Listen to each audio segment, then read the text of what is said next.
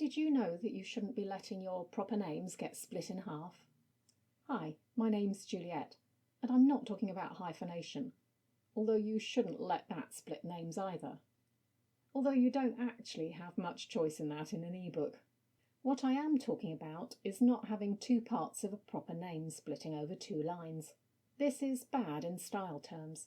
You should always keep the parts of a name together if you can. However, long organisation names are problematic and could make your book look weird if you try to keep them together. So we're going to concentrate on people, or other book characters, who will generally only have two parts to a name when written in full. So, Mrs. Jones, or Fred Bloggs, or Saxon Thunder. You can force these parts together by using a non-breaking space. In Scrivener, you'll find this under Insert Break. You'll see it has a different symbol to a normal space.